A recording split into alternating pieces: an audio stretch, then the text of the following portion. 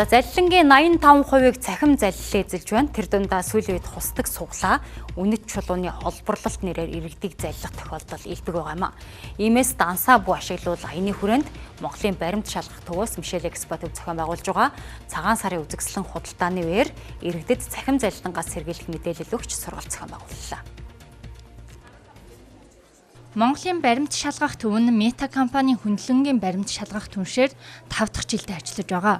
Энэ хүрээнд Facebook, Instagram зэрэг олон нийтийн сүлжээнд төгж буй хуурамч мэдээлэл, баримтын шалгалт хийж, тухайн мэдээлэлд худал төөрөгдүүлсэн эвлүүлэг зэрэг тэмдэглэгээ зүүж, үзэлтийг бууруулахын зэрэгцээ шеэрлсэн хэрэглэгч бүрд бүрэн дүүрэн нэмэлт мэдээллийг уншуулахаар холбоос илгээдэг байна.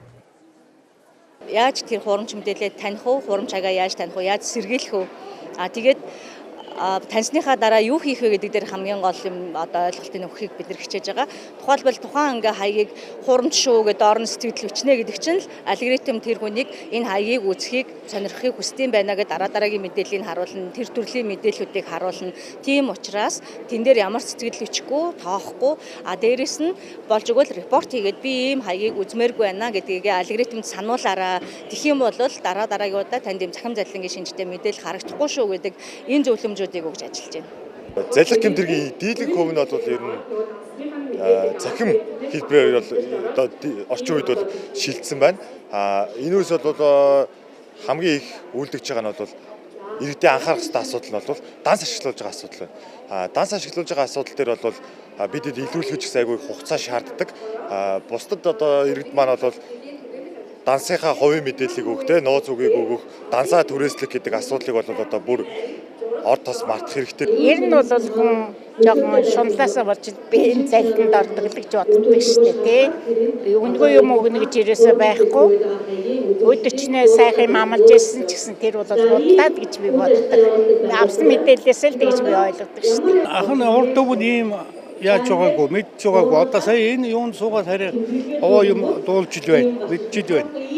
Зүгээр сайхан юу л байна л да. Телеграмаар бүр илүү байдаг гэдэг. Ер нь бол болж өгвөл илүү сайн нягтал гэдэг бол үнэн гэж боддог. Ер нь бол одоо айгүй сайн нягталж цахим залилангаас хүн болгоно сэргийлээсэй л гэж хүсэж байна да. Монгол банк, Цагдаагийн ерөнхий газар, Монголын банкны холбоо хамтран орон даяар үнүүлсэн дансаа бүр ашиглал аяныг өнгөрсөн 11-р сараас хэрэгжүүлж эхэлсэн. 2 сарын хугацаанд нийт залилангийн 731 пост, лайв бичлэг тэмдэглэгээ зүүлж үзэлтийг бууруулсан байна. Жишээлбэл хусдаг суглаа гэх лайв бичлэгийг анхны удаа 500-аас 4,000 гаруй хүн үзэж, сэтгэгдэл бичиж 100-аас дээш хүн шеэрлэн түгээдэг байсан. Харин Монголын баримт шалгах төвийн ашигладаг автоматжуулалтыг хэрэглэснээр тухайн лайвыг 2-аас 10 хүн үзэх болж буурсан байна.